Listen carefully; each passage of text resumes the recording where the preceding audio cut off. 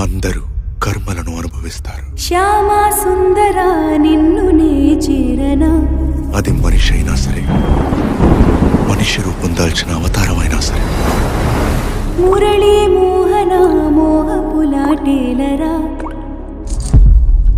వెళ్ళొద్దు కన్నయ్య, నువ్వు వెళ్ళిపోతే ప్రేమ వెళ్ళిపోతుంది. ఊర్వశినైనా తిరస్కరించన నీకై నా రాధికా ప్రియ. నువ్వే నిండిన ఈ మనసుకి నీవే శృతి, నీవే లయ.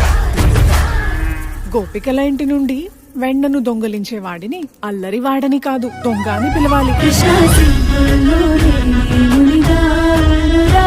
కృష్ణ సింగుల్లో నేనే మునిగానురా.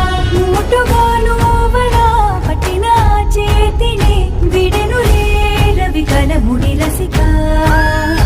రాధా అనే పేరుకి అంత ప్రాముఖ్యత కేవలం మాటల్లోనేనా లేక నిజంగా కూడానా? కృష్ణుడి జీవన సారమే రాధ.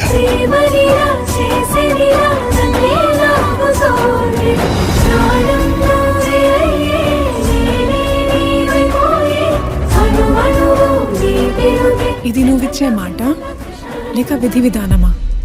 నువ్వు దీన్ని ప్రేమనే అనుకో. కన్నాను చేరితే వేళ, ఒకనాను చేరితే వేళ, అప్పుడు ఆడాలి హోలీని.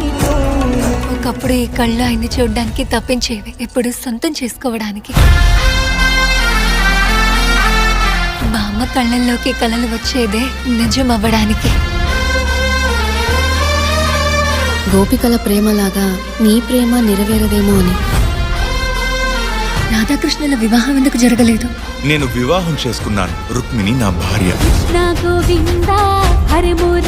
సంసార జీవనపు రెండు చక్రాలు సమానంగా ఉండాలి. మరి రాధా? తను నిన్ను ప్రేమిస్తోంది. నన్నెవరు ప్రేమించరు.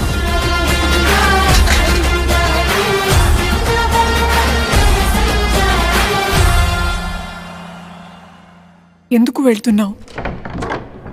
విధి నా చేతిలో లేదు కాబట్టి. ఒకవైపు ప్రేమ, మరోవైపు కర్తవ్యం. వాసుదేవ కృష్ణుడు నగు నేను ఈ సభలో ఉన్న ప్రతి ఒక్కరి ముందు ప్రతిజ్ఞ చేస్తున్నాను. నాపై పడ్డ ఈ కలంకం తొలగిపోయే వరకు నేను ద్వారకకు తిరిగి రాను. రాధకు ఇచ్చిన మాటను నిలబెట్టుకోవాలి. సభా సమక్షంలో ద్రౌపది వస్త్రాపహరణం జరిగింది. ధర్మాధికారులందరూ మౌనంగా ఉన్నారు.